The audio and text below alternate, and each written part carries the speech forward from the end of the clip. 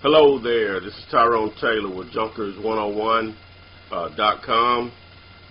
Today I want to talk about the formula of how to evaluate a deal. That's one of the frequent questions that I get. How do you determine what you should ask or what you should try to target as far as putting a deal together between you and the seller? There's a basic formula that you can use, which of course, I've been doing it a while. I don't really plug that in. I just know what numbers should work for what particular neighborhood, depending on the size of the house, repairs that are needed, and how much I want to make, I guess.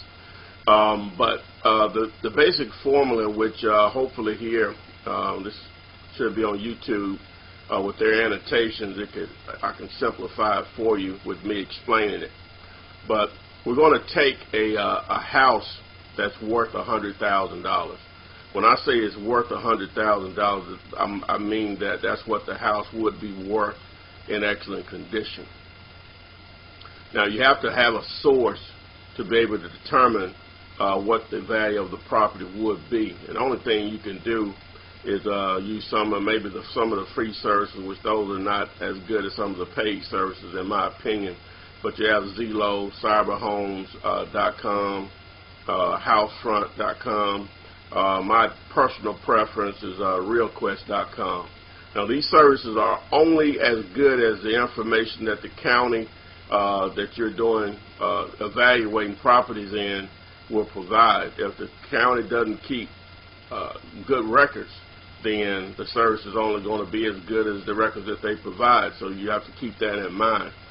Here in the county where I live, it's terrible right now. They're over a year behind, but that's another story for another day. But simply, once you determine the value of what the property would be in excellent condition, which means what the property would appraise for if an appraiser went out, which is only an opinion, but they have just some basic facts to back up that opinion. Because if you send an appraiser out on one particular house, you send 3 out, you're going to get 3 different numbers, but they should be close. But we're going to use a $100,000 house. The first thing that you do is you take 70% of that value. So that's 100,000 times 70%, which should leave 70,000. All right. The 100,000. Let me go back. That's a term that a lot of investors like to use. It's called ARV or ARV, after repaired value. So it's after repaired value, which is the 100,000 times 70% minus your repairs. Now obviously you're going to have to be able to determine the repairs. And there's a technique that I use which is really simple. Be glad to share with you in the course of obviously, but with this example, just going to use something easy. We're going to say that the repairs on this property would be $15,000. So you got 100,000 times 70% leaves 70,000 minus 15,000 in repairs. That leaves 55,000. All right, now you want to subtract your fee, your assignment fee. Say you want to make $5,000 off this deal. What I do, and I would advise you to do the same, is to times your assignment fee or double it and subtract it from the balance after the repairs, which would be 10,000 in the situation if you want to make 5,000 off the deal. And the reason that you do that is it's rare that investors are going to pay what you're asking. So you need to leave yourself some negotiating room. So that's 100,000 times 70% minus 15,000 repairs minus your assignment fee doubled. So that's 10,000. So that leaves $45,000. This is the price that your contract between you and the seller is where you need to have your property.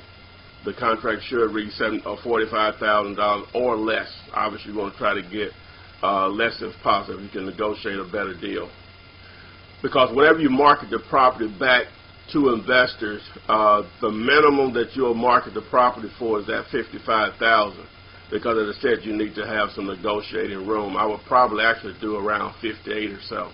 Because once an investor goes out and takes a look at the property, they'll call you back and say, hey, Tyrone, I know you're asking 58 for it, but I can do 51 on it.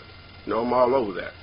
Even if he said 48, that's still $3,000. I'm all over that because I probably will only have had an hour of my actual time invested in this deal and probably $10 earnest money check. And especially if it's a new investor, someone I've never done business with before, the way I look at it, he just paid me $3,000 to be added to my buyers list. That's great, only in America. But that's the basic formula that you use to evaluate properties. I didn't come up with this. I was trained on it just like I'll train you. So it's not brain surgery. Information is out there in abundance. But that's my little twist to it as far as doubling the assignment fee for negotiating purposes. But this is Tyrone Taylor with Junkers101.com. Please subscribe to my YouTube channel. Rate the video.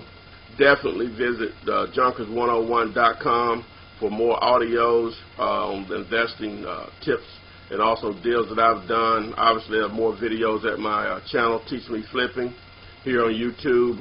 And you can always call me, 205-492-3425. If I don't answer, always leave a message. Also, send me a message or an email via YouTube or at my actual email address. Thank you and have a great day.